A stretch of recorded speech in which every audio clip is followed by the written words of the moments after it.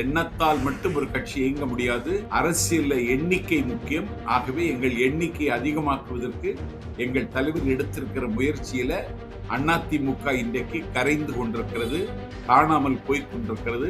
அவர்கள் தாவேக்கா என்கிற கடலில் சங்கமமாகிக் கொண்டிருக்கிறார்கள். இப்போது நடைபெறக்கூடிய இந்த சம்பவங்கள் எல்லாம் கடந்த ஆட்சியினுடைய மிச்சம், கடந்த ஆட்சியினுடைய எச்சம், கடந்த ஆட்சியினுடைய சொச்சம். இந்த போதைப்பொருள் கலாச்சாரம் தமிழ்நாட்டில் ஊடுருவுகிற பொழுதே அதை வேரோடு கல்லி இருந்திருக்க வேண்டும். அந்த கடமையை நீங்கள் செய்ய மறுத்ததால் அதனுடைய விளைவுதான் இப்போது ஆங்காங்கே நடக்கிற சம்பவங்கள். நான் தகுதியான காவல்துறை அதிகாரிகளை இதற்கு பொறுப்பேற்று இதை கட்டுப்படுத்துவதற்கு ஆணையிட்டிருக்கிறேன். அந்த ஆணையை அவர்கள் நடைமுறைப்படுத்துகிற பொழுது இந்த அநியாயத்திற்கு ஒரு முடிவுரை எழுதப்படும். திராவிட முன்னேற்ற கழகம் அந்நியப்பட்டு போயிருக்கிறது. அது மாதிரி சொற்பொழிவாளர்களை அவர்கள் பயன்படுத்தவே இல்லை. அண்டா செந்திலுக்கு கொடுத்த வாய்ப்பை திமுகவில் காலம் காலமாக கருப்பு சிகப்பு கொடி ஏந்தி கழகத்திற்காக உரத்த குரல் எடுக்கிற சொற்பொழிவாளர்கள் பல பேரை இன்றைக்கு இருட்டடிப்பு செய்து அவர்களை களத்துக்கு வரவே இல்லை.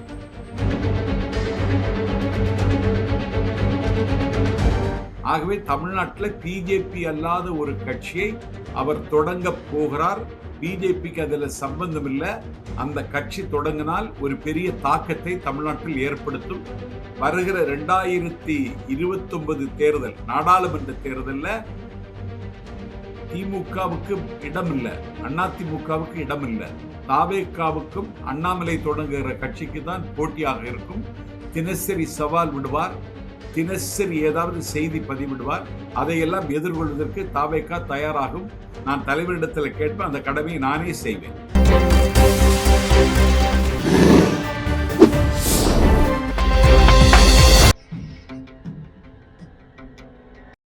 தமிழ் அலை நேயர்களுக்கு வணக்கம். இன்றைய சந்திப்பில் நம்மோடு இணைந்திருப்பவர் தாவேக்காவின் பரப்புரை செயலாளர் திரு நாஞ்சில் சம்பத் அவர்களை வரவேற்பதில் மகிழ்ச்சி.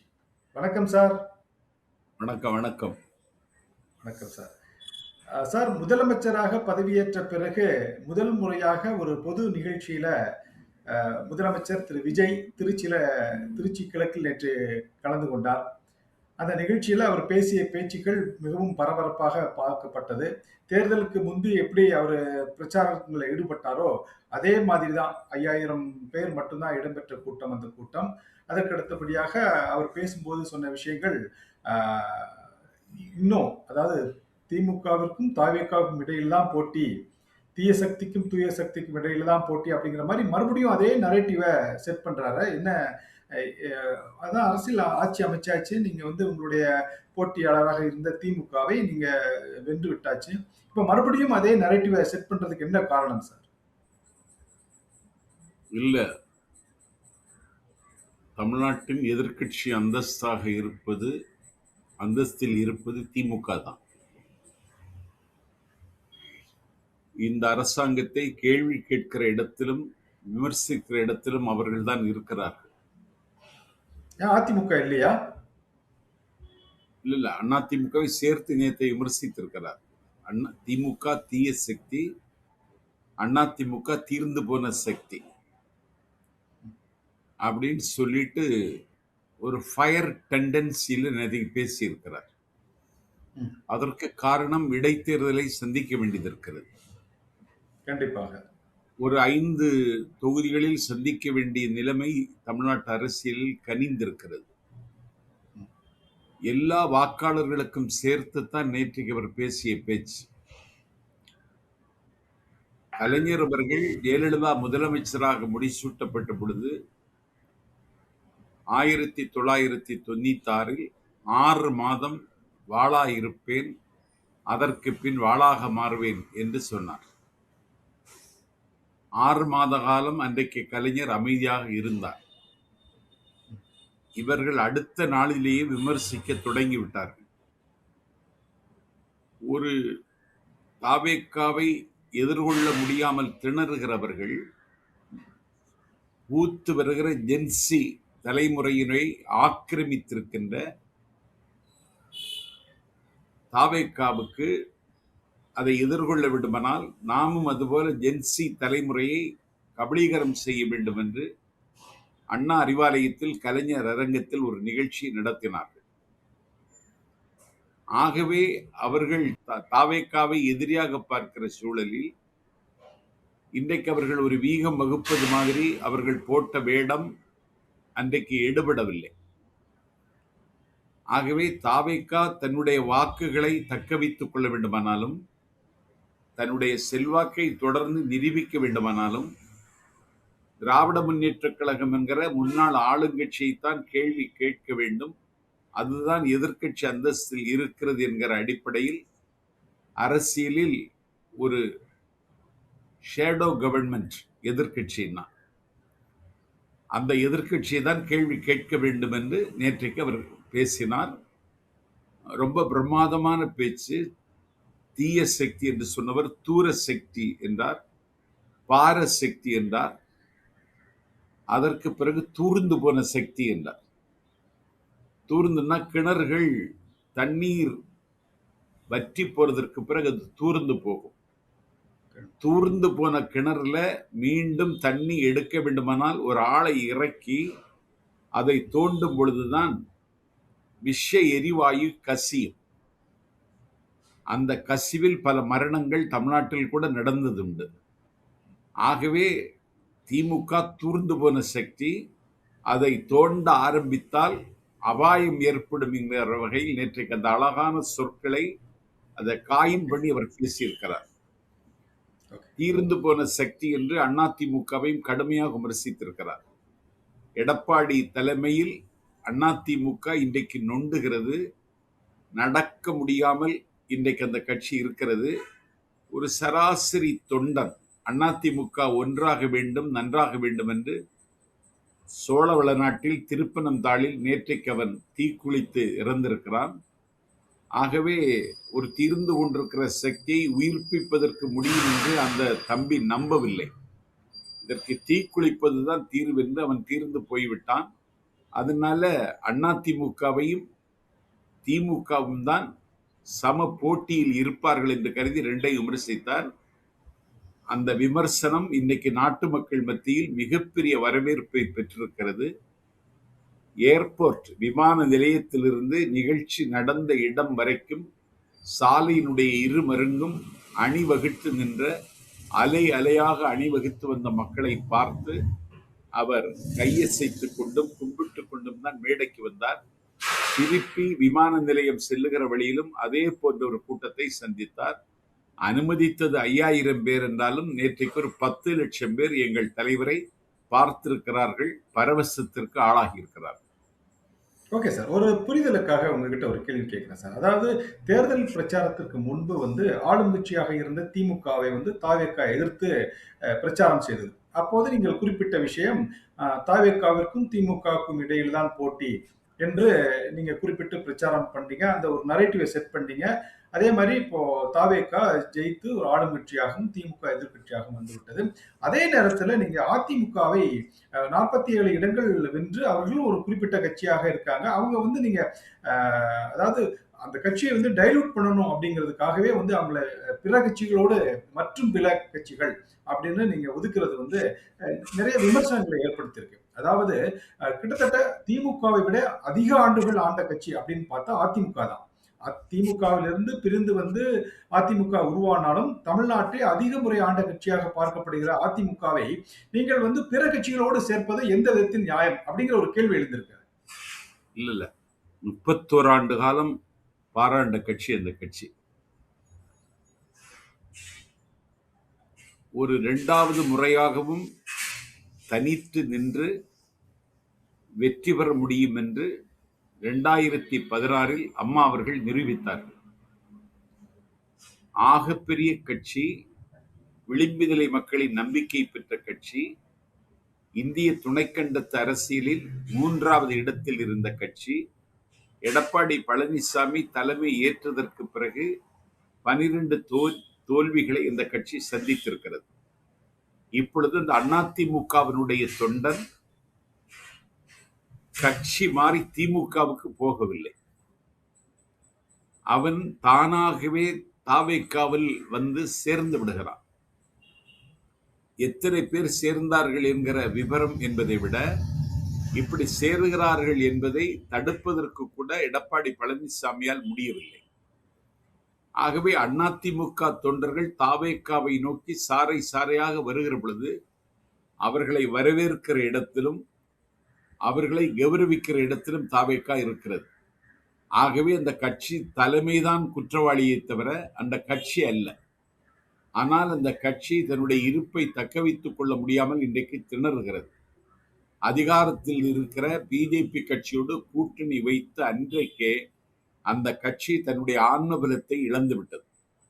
அதனால் அதிமுகவுக்கு ஒரு சவால் விடுகிற வகையில் அல்ல, அதிமுகவில் இருந்து தொண்டர்கள் வருகிறார்கள், சட்டமன்ற உறுப்பினர்கள் வந்து கொண்டிருக்கிறார்கள், இன்னும் பல பேர் வருவார்கள். ஆகவே அதிமுக என்கிற கட்சிக்கு ஒரு ஆபத்தை உருவாக்க வேண்டும் என்பதல்ல, அதிமுக கட்சியை தாவேக்காவில் இணைப்பதன் மூலம் எங்கள் எண்ணிக்கையை கூட்டுகிறோம். எண்ணத்தால் மட்டும் ஒரு கட்சி இயங்க முடியாது, அரசியல் எண்ணிக்கை முக்கியம். ஆகவே எங்கள் எண்ணிக்கை அதிகமாக்குவதற்கு எங்கள் தலைவர் எடுத்திருக்கிற முயற்சியில அதிமுக இன்றைக்கு கரைந்து கொண்டிருக்கிறது, காணாமல் போய் கொண்டிருக்கிறது. அவர்கள் தாவேக்கா என்கிற கடலில் சங்கமம் ஆகி கொண்டிருக்கிறார். Okay sir. சார், நேற்று பேசியதுல இன்னொரு முக்கியமான விஷயம் வந்து உங்ககிட்ட கேட்டாங்க சார். அதாவது எல்லா பழியும் தூக்கி என் மேல போட பார்க்குறீங்க. அதாவது சட்டம் ஒழுங்கு பிரச்சனை 5 ஆண்டு காலம் வந்து நீங்க ஆட்சி அமைச்சுட்டு இப்போ வந்து என் மேல அந்த பழியை தூக்கி போட பார்க்குறீங்க அப்படிங்கிற ஒரு குற்றச்சாட்டை முதலமைச்சராக இருக்கக்கூடிய திரு விஜய் அவர்கள் குறிப்பிட்டு சொல்றார். அதாவது இப்போ உங்களுக்கு ஆட்சி அமைக்க வாய்ப்பு கொடுத்து நீங்க ஆட்சி அமைக்க ஆரம்பிச்சாச்சு. சட்டம் ஒழுங்கு உங்களுடைய கையில தான் இருக்கு. நீங்க நல்லா இறுக்கி பிடிக்க வேண்டிய காலகட்டம் இது. இப்ப போய் என் மேல இந்த பழியை தூக்கி போடுறீங்களே அப்படின்னு சொல்றத எப்படி பார்க்கறது சார்? இல்ல, இப்போதுதான் ஆட்சிக்கு வந்திருக்கிறார். 20 நாள் ஆக போகிறது. இப்போது நடைபெறக்கூடிய இந்த சம்பவங்கள் எல்லாம் கடந்த ஆட்சியினுடைய மிச்சம், கடந்த ஆட்சியினுடைய எச்சம், கடந்த ஆட்சியினுடைய சொச்சம். ஆகவே தலைவர் நேற்றைக்கு பேசும்பொழுது இன்னும் சொன்னார், இந்த போதைப் பொருள் கலாச்சாரம் தமிழ்நாட்டில் ஊடுருவுகிற பொழுதே அதை வேரோடு கல்லி எறிந்திருக்க வேண்டும். அந்த கடமையை நீங்கள் செய்ய மறுத்ததால் அதனுடைய விளைவுதான் இப்போது ஆங்காங்கே நடக்கிற சம்பவங்கள். நான் தகுதியான காவல்துறை அதிகாரிகளை இதற்கு பொறுப்பேற்று இதை கட்டுப்படுத்துவதற்கு ஆணையிட்டிருக்கிறேன். அந்த ஆணையை அவர்கள் நடைமுறைப்படுத்துகிற பொழுது இந்த அநியாயத்திற்கு ஒரு முடிவுரை எழுதப்படும். பொறுப்பு டிஜிபியை வைத்து காலம் தள்ளி ஒரு பொறுப்பு டிஜிபியை ஏவல்காரனாக வைத்து ஆட்சி நடத்தியவர்கள் இன்றைக்குத்தான் எங்கள் தலைவர் தமிழ்நாட்டினுடைய டிஜிபியை நியமித்திருக்கிறார். அவர் பொறுப்பேற்றுக் கொண்டார். சம்பந்தப்பட்ட அதிகாரிகளை எல்லா இடங்களிலும் கண்காணிப்பதற்கு உத்தரவு போட்டிருக்கிறார். இந்த நிலைமையை ஒரு சில நாட்களில் மாற்ற முடியும் என்று நானும் நம்புகிறேன். நான் பல பேரிடத்தில் பேசியதற்கு பிறகு கடந்த ஆட்சியினுடைய விளைவுதான் இது. அப்பொழுதே இதை களை எடுத்திருக்க வேண்டும். களை எடுப்பதற்கு அவர்கள் மறந்து விட்டார்கள். ஆகவே இந்த சூழலில் நாம் இந்த கட்சிக்கு ஆதரவு கொடுத்தே தீர வேண்டும். தமிழ்நாட்டுக்கு தாவேக்கா தான் நம்பிக்கைக்குரிய கட்சி என்று பொதுமக்கள் இன்றைக்கு உணர்கிறார்கள். ஆகவே கடந்த ஆட்சியினுடைய விளைவுதான் இது. இதை நாட்டு மக்களுக்கு தெரிவிக்க வேண்டும் என்பதற்காக தலைவர் அவர்கள் இப்படி குறிப்பிட்டார்கள். பொறுப்பை தட்டி கழிக்கவில்லை, பொறுப்பை தட்டி கழிக்கவே மாட்டார். இதுல இனிமேல் என்னெல்லாம் செய்ய முடியும் என்று அவர் ஆய்வு செய்து ஓரிரு நாட்களில் அந்த சிங்கப்பெண் அதிரடிப்படை திட்டத்தை தலைநகர் சென்னையில் தொடங்கி வைப்பார். அவர்களுடைய நடவடிக்கை ஆரம்பமானதற்கு பிறகு இந்த காமுகர்களுக்கு, இந்த கயவர்களுக்கு, இந்த காபூதிகளுக்கு ஒரு அச்சமூட்டக்கூடிய நடவடிக்கைகள் நீங்களும் நானும் எதிர்பார்க்கலாம். கண்டிப்பா சார். Okay sir. அதே மாதிரி இன்னொரு விமர்சனமும் திரு முதலமைச்சராக இருக்கக்கூடிய திரு விஜய் அவர்கள் மீது நேற்று எழுந்திருக்கு. அதாவது நீங்க திமுக ஆளுங்கட்சியாக இருக்கும்போது எஸ்ஓபி என்று போட்டு வெறும் 5000 பேரை மட்டும்தான் அலோவ் பண்ணாங்க. எங்களை பார்க்கறதுக்கு ஏராளமான பேர் வந்து வர்றாங்க. ஆனா இவங்க வந்து ஒரு சட்டத்திட்டங்களை போட்டு 5000 பேருக்கு மேல அனுமதிக்க மாட்டேங்கிறாங்க அப்படின்னு ஒரு குற்றச்சாட்டை வந்து தொடர்ந்து முன் வச்சுட்டு வந்தீங்க. ஆனா இப்ப நேத்து வந்து உங்களுடைய ஆட்சி தான், தாவேக்காவுடைய ஆட்சி நடைபெறுகிறது. முதலமைச்சராக இருக்கக்கூடிய திரு விஜய் அவர்கள் வந்து அந்த கூட்டத்துல பேச போறாரு. அங்கேயும் எதுக்கு 5000 பேருக்கான ஒரு கட்டுப்பாடு அப்படின்னு ஒரு கேள்வி வருது. இல்ல, அந்த நிகழ்ச்சி நடந்த இடம் ஜோசப் காலேஜினுடைய வளாகம். அதனுடைய கொள்ளளவு அவ்வளவுதான். இன்னும் சொல்ல போனா தலைவர் விஜய்க்கு கூட்டம் நடத்தக்கூடிய அளவுக்கு திடல் இன்றைக்கு தமிழ்நாட்டில் இல்லை. கடல் திடல் ஆனால் மட்டும்தான் தலைவர் அவருடைய நிகழ்ச்சியை வெற்றிகரமாக நடத்த முடியும் என்றே நான் கருதுகிறேன். ஆகவே ஜோசப் காலேஜ் என்கிற ஒரு வரலாற்று சிறப்பு மிகுந்த காலேஜ், அந்த கல்லூரி வளாகத்துக்குள் நடத்துகிற பொழுது கல்லூரி மாணவர்களுக்கு, பொதுமக்களுக்கு இடையூறு வரக்கூடாது என்று அந்த எண்ணிக்கையை நாங்களே ஒரு கட்டுப்பாட்டில் இந்த கூட்டத்தை நடத்திவிட்டோம். ஏன்னா அவர் வருகிற பொழுது ரோட் ஷோ என்கிற பெயரால பல்லாயிரக்கணக்கான மக்களை சந்திக்கிறார். எல்லாரும் இங்க வந்து குவிய வேண்டிய அவசியம் இல்லை என்று ஒரு கட்டுப்பாட்டோடு நிகழ்ச்சியை வெற்றிகரமாக நடத்தி, கடுகளவு அசம்பாவிதம் கூட இல்லாமல் வெற்றிகரமாக நேற்றைய நிகழ்ச்சியை நடத்தி முடித்துவிட்டு தலைவர் சென்னைக்கு போனார். அதனால எங்க ஆட்சி தான், எங்க ஆட்சிங்கிறதுக்காக நாங்க பொது அமைதிக்கு பங்கம் விளைவிக்கிற இடத்துல நாங்க இல்லை. கடந்த ஆட்சி காலத்தில் 87 நிபந்தனைகள் விதித்தார்கள், 56 நிபந்தனைகள் விதித்தார்கள். சேலம் கூட்டத்தில் 40 நிபந்தனைகள் விதித்தார்கள். அன்னைக்கு காவல்துறை தன்னுடைய கடமையை செய்வதில் ஏதோ ஒரு தயக்கம் காட்டியது. இன்றைக்கு காவல்துறை சுதந்திரமாக இயங்குகிறது. தலைவர் பாதுகாப்பாக வந்து பேசிவிட்டு பாதுகாப்பாகவே விடைபெற்று சென்றிருக்கிறார். Okay sir. அதே மாதிரி திருச்சி கிழக்குல போய் நீங்க நன்றி சொல்ல போனதுக்கு இன்னொரு விமர்சனமும் எழுந்திருக்கு. பக்கத்துல தான் பெரம்பூர் இருக்கு. பெரம்பூர்ல தான் நீங்க வெற்றி பெற்று இன்னைக்கு முதலமைச்சரா ஆயிருக்கீங்க. திருச்சி கிழக்கு தொகுதியை வந்து நீங்க வந்து ரிசைன் பண்ணிட்டீங்க, ராஜினாமா செய்து விட்டீர்கள். ஆனா நீங்க முதல்ல நீங்க நன்றி தெரிவிக்க கூட்டத்துக்கு பெரம்பூர்ல சொல்லாம திருச்சி கிழக்கு தொகுதியில போய் நீங்க நன்றி சொல்ல போறீங்க, வாக்காளர்களுக்கு நன்றின்னு சொல்லி. அது ஏன் அப்படிங்கிற ஒரு கேள்வி எழுந்திருக்கு. இந்த கேள்வி கேட்கிறவர்களுக்கு நான் பதில், அடுத்த யுத்தம் திருச்சி கிழக்கில் தான் இருக்கிறது தவிர பெரம்பூரில் இல்லை. ஆகவே யுத்தம் நடைபெறுகிற இடத்துல நன்றி சொல்வோம். யுத்த காலத்தில் நாம் வர முடியுமா, வரலாமா, வருவதற்கு வாய்ப்பு இருக்குமா தெரியாது. அப்போதைக்கு இப்போதே சொல்லி வைத்தேன் என்று ஆழ்வார் சொன்னது மாதிரி அந்த நேரத்தில் வர முடியாவிட்டாலும் இப்பொழுதே வாக்காளர்களை சந்தித்து நான் வாக்கு கேட்கிறேன் என்று எங்கள் தலைவர் தாவேகாவினுடைய வாக்குகளை நேற்றைக்கு திருச்சியில் டெபாசிட் செய்துவிட்டு வந்து விட்டார். வேற ஒன்றும் நோக்கம். இப்போதே பிரச்சாரத்தை ஆரம்பிச்சிட்டீங்க அப்படின்னு சொல்ல வரீங்க? ஆரம்பிச்சிட்டோம். 5 தொகுதிகளுக்கு நடைபெறக்கூடிய இடைத்தேர்தலில் முதல் தொகுதியா திருச்சி கிழக்கு தொகுதியில பிரச்சாரத்தை ஆரம்பிச்சிட்டீங்க. ஆமா. Okay sir. சார், இந்த தேர்தலில் திமுக தரப்புல இருந்து பார்க்கப்பட்ட விஷயம், ஒரு நல்ல பேச்சாளர்கள் இல்லை. அதாவது பேசியே வளர்த்த திமுக கட்சியில பேசக்கூடிய அளவுக்கு ஒரு சிறந்த பேச்சாளர்கள் இல்லை அப்படிங்கிற ஒரு குற்றச்சாட்டு இருந்துச்சு தேர்தல் தோல்விக்கு பிறகு. அதே மாதிரி தான் இந்த தேர்தல் தோல்விக்கு இன்னொரு காரணமாக பார்க்கப்பட்டது, இளைஞர்களுடைய வாக்கை வந்து திமுகவால் ஈர்க்க முடியவில்லை, அதை இளைஞர்களை கொண்டு சமூக வலைத்தளங்களில் சிறப்பாக செயல்பட முடியவில்லை என்ற ஒரு குற்றச்சாட்டும் இருந்துச்சு. இதையெல்லாம் போக்கும் விதமாக அறிவாலயத்தில் இருக்கக்கூடிய கலைஞர் அரங்கத்துல ஜென்சி டிஎம்கே அப்படிங்கிற ஒரு கூட்டம் நடத்தப்பட்டுச்சு. அது வந்து திமுக தரப்புல நடத்தப்படவில்லை என்று குறிப்பிட்டாலும் அங்க பேசப்பட்ட விஷயங்களும் அங்க ஆற்றிய உரைகளும் எல்லாமே வந்து திமுகவை தூக்கி பிடிப்பதற்காக ஒரு செயலாத்தான் இருந்துச்சு. திமுகவில் ஏன் பெரிய பெரிய பேச்சாளர்களா இருந்தாங்களே, ஏன் இப்போ வந்து பேச்சாளர்கள் தேடி அலைய வேண்டிய நிலை ஏற்பட்டிருக்கு? திமுக சொற்பொழிவாளர்களுடைய சொர்க்க பூமி.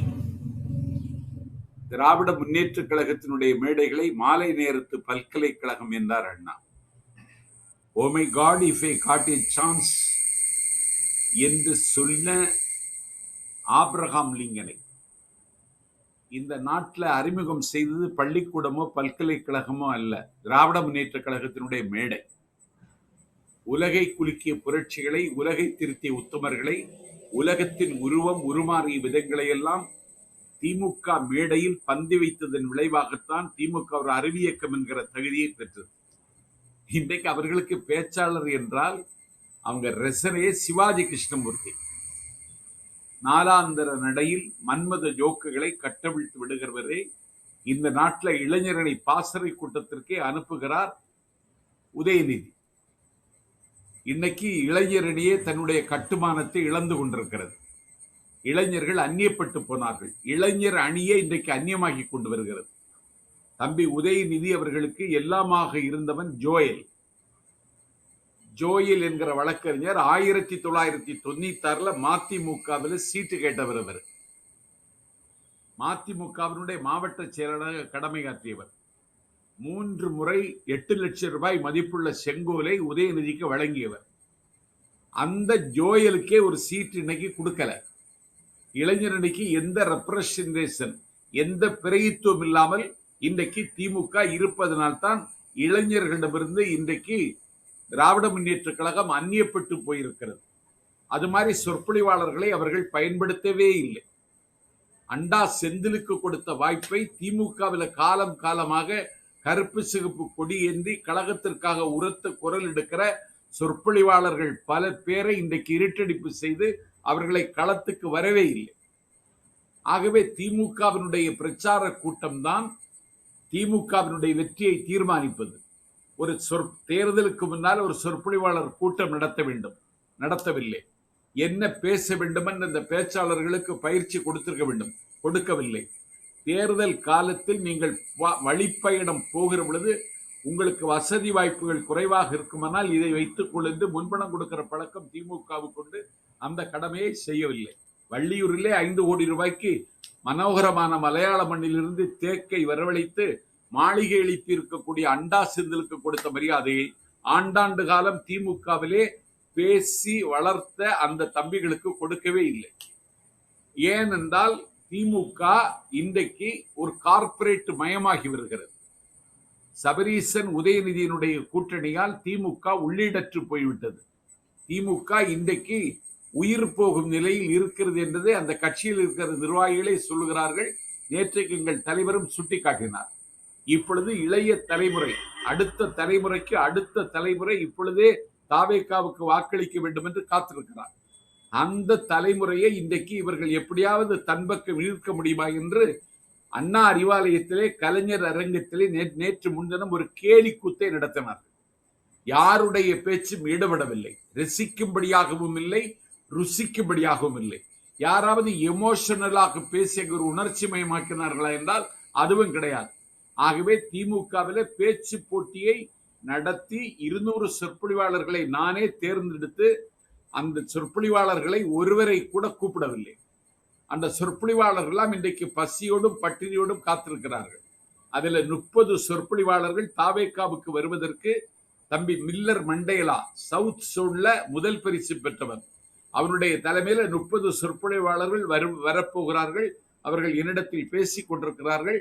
கழகத்தினுடைய பொதுச் செயலாளரை 2 நாளில் சென்னை வந்து சந்தித்து புஷியானந்த் அவர்களிடம் இப்படி 30 சொற்பொழிவாளர்கள் வர இருக்கிறார்கள், மாற்றுக் கட்சியிலிருந்து பல நிர்வாகிகள் வர இருக்கிறார்கள் தகவலை சொல்லி அவர்களை கட்சியில் சேர்ப்பதற்கு நான் திட்டமிட்டிருக்கிறேன். சார், நீங்க பேசும்போது ஒரு விஷயத்தை குறிப்பிட்டீங்க, திமுக பிரச்சாரங்களை பேசி தான் வந்து ஆட்சி அமைச்சாங்க அப்படின்னு. ஆனா இன்னைக்கு வந்து அந்த பேச்சாளர்களுடைய பேச்சுக்கள் இல்ல அப்படிங்கறத வந்து சொன்னீங்க. நீங்க ஒரு எக்ஸ் தளத்துல ஒரு பதிவு போட்டிருக்கீங்க, தியாகம் செய்யாதவர்கள் எல்லாம் ஆட்சிக்கு வந்து விட்டார்கள் என்று ஆதங்கப்படுகிறார்கள். யாரு? ராஜா, ராசா, ஏவா வேலு, ரகுபதி, சாத்தூர் ராமச்சந்திரன், பி.கே. சேகர்பாபு, செந்தில் பாலாஜி, தங்க தமிழ்ச்செல்வன், ஓபிஎஸ், திண்டுக்கல் லியோனி, திருமாவளவன் போன்ற வந்தேரிகள் வாழ்வு கொடுத்த அறிவாலயம் தியாகத்தை பற்றி பேசுவதுதான் ஆச்சரியமாக இருக்கிறது. வாழ்க தியாகிகள் அப்படின்னு ஒரு பதிவு விட்டுருக்கீங்க. உங்களுடைய பதிவுல 2-3 பேரை விட்டுட்டேன். ராஜீவ்காந்தி பேரையெல்லாம் விட்டுட்டேன். வந்தேரிகளுக்கு தான் வாழ்வு. அந்த கட்சியில காலம் காலமாக கடமையாற்றியவர்களுக்கு வாழ்வில்லை. திருவையாறு தொகுதியில 1989 வெற்றி பெற்று வருகிறவர் சந்திரசேகர். அந்த சந்திரசேகர் இந்த முறையும் வென்றிருக்கிறார். அந்த சந்திரசேகருக்கு கடந்த ஆட்சி காலத்தில் ஒரு மதிப்பு கொடுக்கல, அவருக்கு மந்திரி சபையில இடம் கொடுக்கல.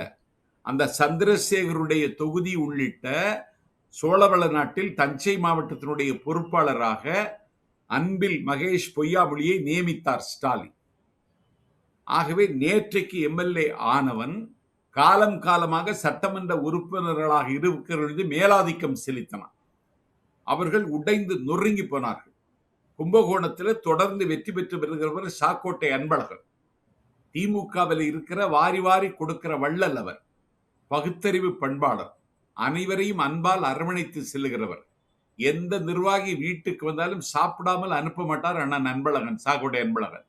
அந்த அன்பழகன் அண்ணனுக்கெல்லாம் மந்திரி சபையில இடம் கொடுக்காததுனால இன்னைக்கு காவிரி டெல்டாவில் இன்றைக்கு திமுக இன்றைக்கு வலுவிழந்து வருகிறது என்பதை இன்னும் வருகிற நாட்களில் நாங்க நிரூபிப்போம்.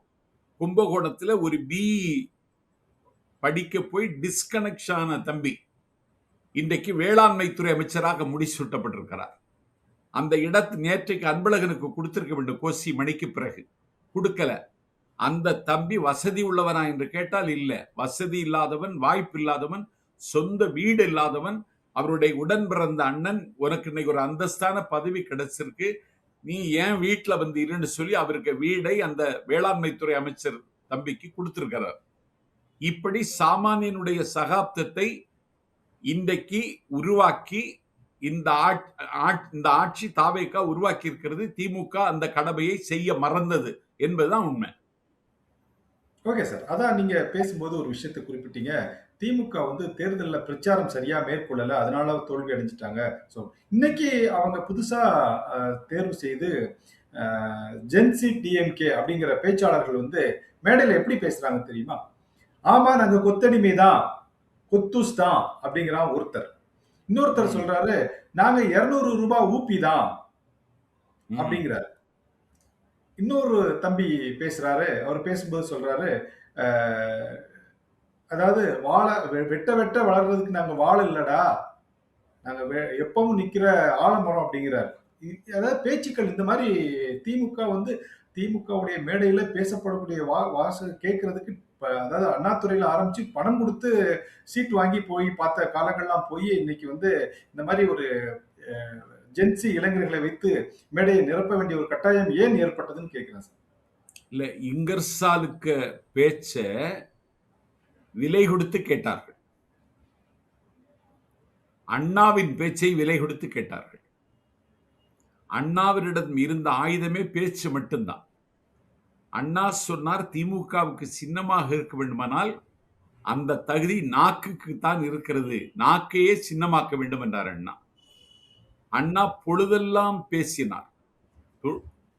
சூலூர்ல பேச ஆரம்பிச்சுட்டு தொழுதூர்ல வந்து பேச்ச முடித்தார். அவ்வளவு தூரம் பயணம் செய்து பேசினார். அந்த அண்ணா மறைந்த பொழுது கவிக்கோ அப்துல் ரஹ்மான் சொன்னார், மேடைகளே புலம்புங்கள், மின்னும் சொல் சரிகை ஆபரணத்தால் உன்னை அலங்கரித்தான் போய்விட்டான், மேடைகளே புலம்புங்கள் என்று அறிஞர் பெருந்தகை அண்ணா மறைந்த பொழுது கவிக்கோ அப்துல் ரஹ்மான் கண்ணீர் சிந்தி கவிதை எழுதினார். இன்றைக்கும் மேடைகள் புலம்புகின்றன திமுகவில். எதுக்குன்னா, கேட்க ஆள் இல்லாம 300 ரூபாய் கொடுத்து கூட்டிக் கொண்டு வருகிற கூட்டம் கூட ஒரு 30 நிமிடத்தில் அவர்களாகவே எழுந்து போய்விடுகிறார்கள். ஆகவே திமுகவை இன்னி உயிர்ப்பிக்க வேண்டுமானால் திமுகவில் இப்போது இருக்கிற தலைமை அகற்றப்பட வேண்டும் என்று திமுகவுக்குள்ளே ஒரு பூகம்ப அதிர்வு ஏற்பட்டிருக்கிறது. அது விரைவில் நீங்கள் பார்க்க போகிறீர்கள். ஓகே சார், திருச்சி மீட்டிங்ல வந்து 2 விஷயம் பெருசா பேசப்பட்டுச்சு. ஒன்று வந்து முதலமைச்சர் ஆற்றிய உரை, அதைத் தொடர்ந்து அங்க நடைபெற்ற நிகழ்வுகள். அடுத்து மதிமுகவுடைய நாடாளுமன்ற உறுப்பினர் திரு துரை வைகோ அவர்கள் முகமலர்ச்சியோடு முதலமைச்சரை அங்க வரவேற்றார். அது கூட சொல்ல, அவர் நாடாளுமன்ற உறுப்பினர், அந்த பகுதிக்குரிய நாடாளுமன்ற உறுப்பினர் என்ற முறையில அவர் வந்து வரவேற்கிறார். அப்படி அது ஒரு பெரிய விஷயமா பார்க்கவில்லை என்றாலும், அடுத்தபடியாக அவர் பேசிய பேச்சு வந்து மிகவும் ஒரு அறுதியிட்டு பார்க்கப்பட்டது. அது என்னன்னா, நாங்க வந்து தாவேக்காவுக்கு ஆதரவு கொடுக்க முடியாத ஒரு நிலையில இருக்கோம், நாங்க திமுக சிம்பல்ல போட்டிக்கிட்டதுனால நாங்க கொடுக்க முடியல அப்படிங்கிறாங்க. அந்த பேச்சு எப்படி பாக்குறீங்க? துரதிருஷ்டவசமானதுன்னாரு. ஆமா, அதாவது தாவேக்காவுக்கு நாங்க நின்றது துரதிருஷ்டவசமானதுன்னாரு. கூட்டணி பேச்சுவார்த்தையில முதல்லையே கருப்பு துண்டு போட்டிருந்த வைகோவுக்கு கழுத்து நெரித்து 6 தொகுதி கொடுத்த மதிமுகவுக்கு 4 இடம் கொடுத்து சொந்த சின்னத்துல தான் நிப்பேன்னு சொல்லி திருச்சியில சொந்த சின்னத்துல நின்ற இந்த துரை வைகோ அப்படி ஒரு பாரம்பரிய ஒரு வாசலை திறந்து வைத்ததற்கு பிறகு சொந்த சின்னத்தில் நிக்க முடியாது, எங்க கட்சி சின்னத்துல நிக்கணும்னு நிர்பந்தம் கொடுத்தார், நெருக்கடி கொடுத்தார். பேச்சுவார்த்தையே முதல்ல கூப்பிட்டது அண்ணன் வைகோவை தான். இன்னைக்கு அந்த கட்சியில ஒரு கலகலப்பு. 27ஆம் தேதி அவங்க அறிவிக்க போறாங்க, நாங்கள் தாவேக்காவோடு கூட்டணி என்று அறிவிக்க போகிறார்கள். வெற்றி பெற்ற 2 சட்டமன்ற உறுப்பினர்களும் எம்எல்ஏ பதவியை ராஜினாமா செய்ய போகிறார்கள்.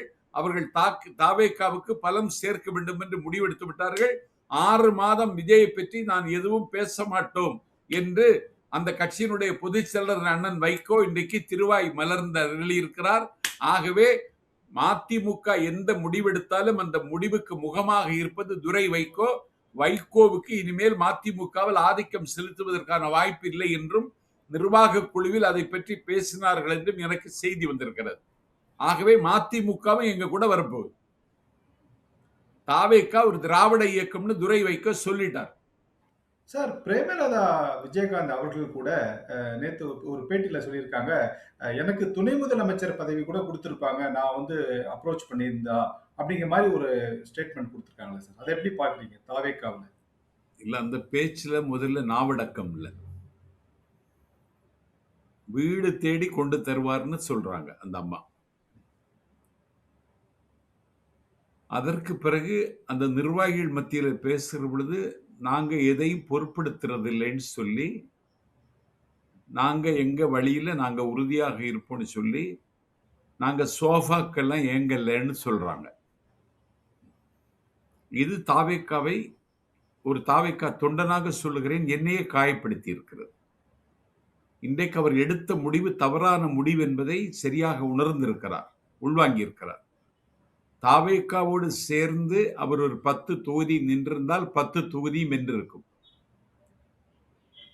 49% உள்ள 1% கூட இல்லாத கட்சிக்கு 10 சீட்டு ராஜ்யசபாவும் கொடுத்தார் ஸ்டாலின். ஏனென்றால் தாவேக்காவை எதிர்கொள்வதற்கு பிரேமலதா பயன்படுவார் என்று ஸ்டாலின் ஒரு தப்பு கணக்கு போட்டார். பிரேமலதாவால் எந்த அதிர்வையும் உருவாக்க முடியவில்லை.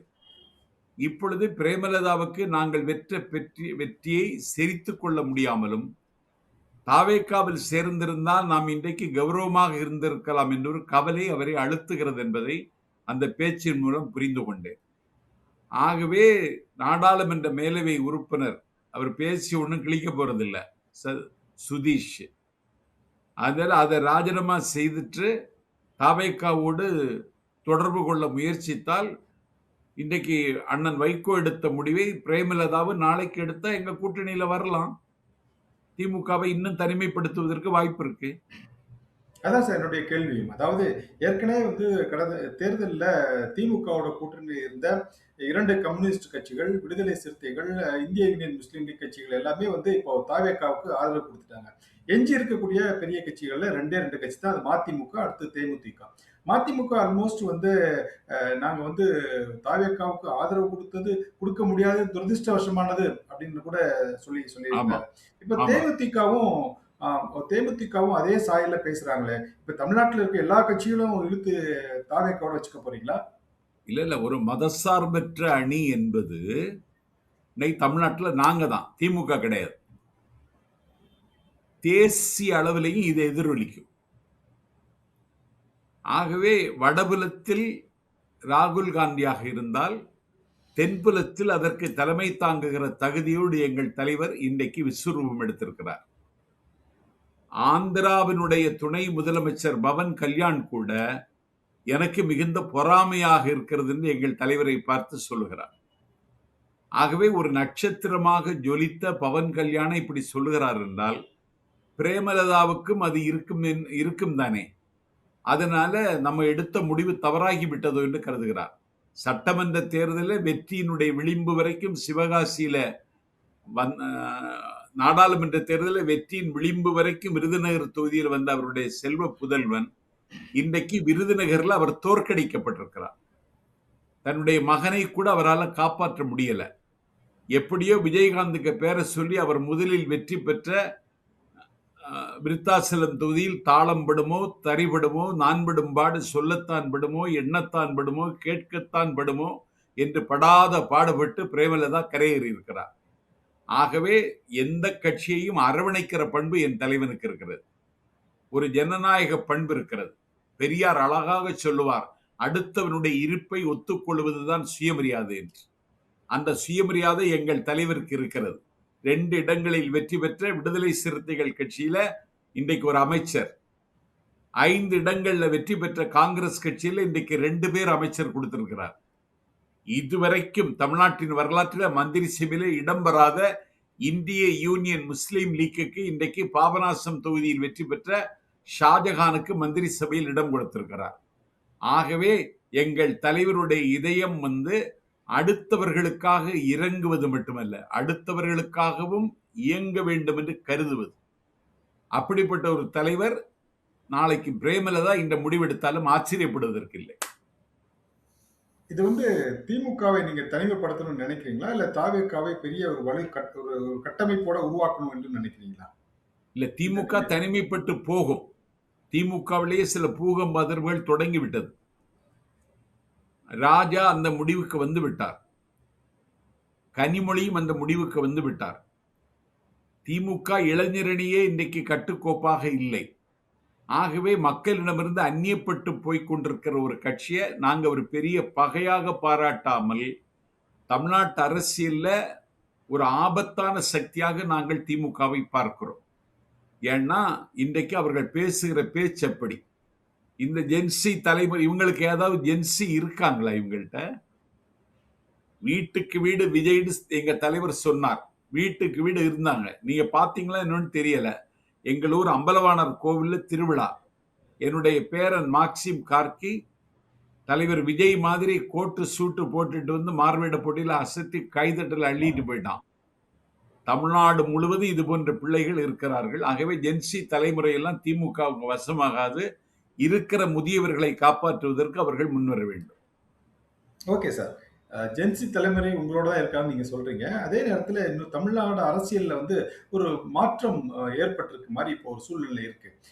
பாஜகவினுடைய முகமாகவும் பாஜகவுடைய தமிழ்நாடு வளர்ச்சிக்கு பாடுபட்டவருமான திரு அண்ணாமலை அவர்கள் இன்று தன்னுடைய பதவியை ராஜினாமா செய்துவிட்டு அதாவது உறுப்பினர் பதவியிலிருந்து எல்லா பதவியும் ராஜினாமா செய்துவிட்டு ஒரு தனி கட்சி தொடங்கலான்னு ஒரு முடிவு எடுத்திருக்கிறார் அப்படின்னு சொல்லி ஒரு செய்திகள்லாம் பரவலா வருது.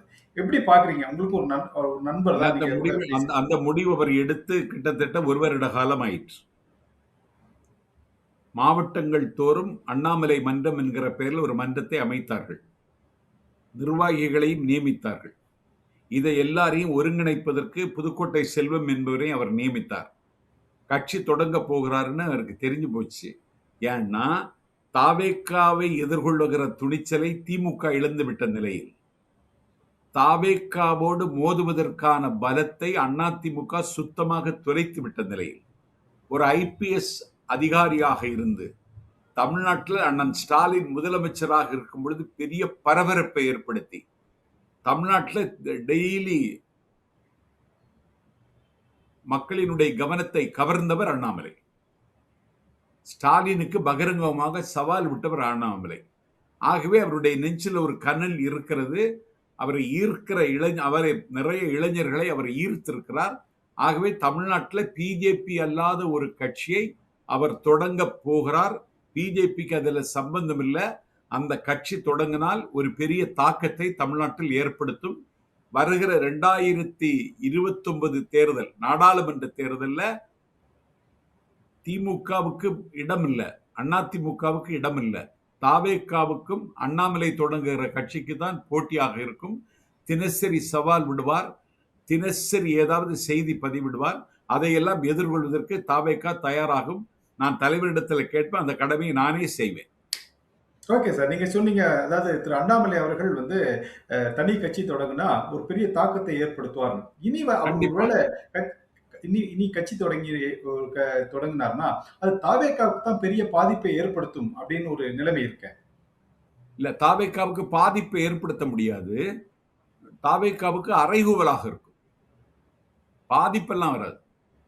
அப்போ இனிமேல் தாவேகாவுக்கும் அண்ணாமலை தொடங்க போற கட்சிக்கும் தான் போட்டி அப்படின்னு சொல்லுவாங்க. தாவேகாவில் இருக்கிறவர்கள் எல்லாம் வீடு வரை மனைவி, வீதி வரை உறவு, கடைசி வரை பிள்ளை, காடு வரை என்று சொல்லுவாங்கல்ல, அது மாதிரி காடு வரை விஜய், உயிர் இருக்கிற வரை விஜயோட இருக்க வேண்டும் என்று கருதுகிறவர் தான் இன்னைக்கு தாவேகாவில் இருக்காங்க, நான் உட்பட. ஓகே சார், நன்றி, வணக்கம் சார். நன்றி, வணக்கம்.